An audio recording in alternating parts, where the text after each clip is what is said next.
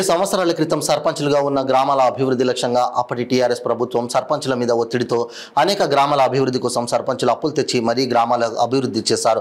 CC రోడ్లు, డ్రైనేజీలు, మన ఊరు మనబడి, శ్మశాన వాటిక లాంటి పనుల కోసం అప్పులు తెచ్చి మరీ పూర్తి చేశారు.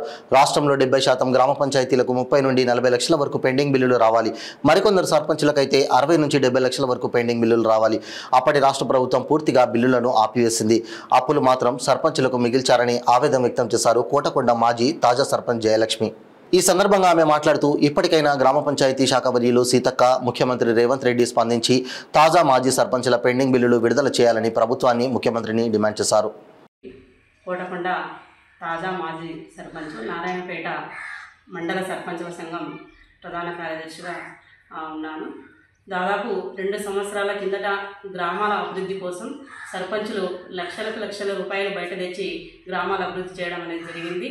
అప్పుడున్నటువంటి గవర్నమెంట్ పైకెళ్ళే ఎజెండాలు విడుదల చేసి కంపల్సరీ చేయాలని ఒక పద్ధతిలో తీసుకొని రావడం వల్ల తప్పని పరిస్థితుల్లో సర్పంచులు అప్పులు చేసి అభివృద్ధి చేయడం అనేది జరిగింది. అందులో మన ఊరు మనబడి కావచ్చు, మన ఊరు మనబడి కావచ్చు, సెంటోరియం కావచ్చు, సీసీ రోడ్లు కావచ్చు, డ్రైనేజీలు కావచ్చు, ఇవల్ల కూడా చేయడం అనేది జరిగింది. ఎంపీలు అంటే రికార్డ్ అయ్యి కూడా ఉన్నాయి, కానీ ఈరోజు కూడా ఆ డబ్బులు రావడం అనేది లేదు.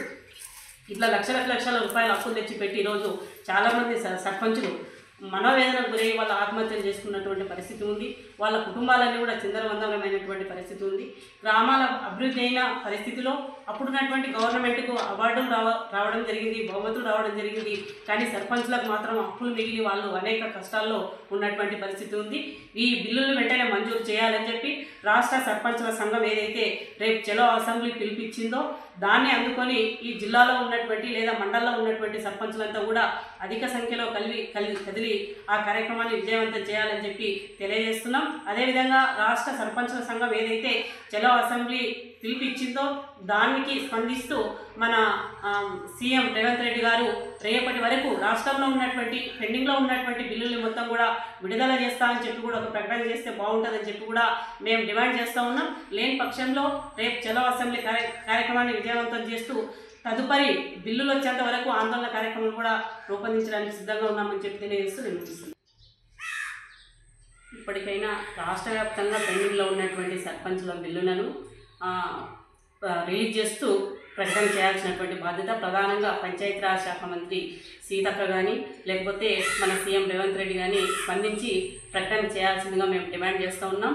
లేని పక్షంలో రేపు చలో అసెంబ్లీ కార్యక్రమాన్ని విజయవంతం చేస్తాం. తదుపరి కార్యాచరణ కూడా తీసుకొని ఆందోళన కార్యక్రమానికి పూనుకుంటామని చెప్పి కూడా మేము డిమాండ్ చేస్తాం.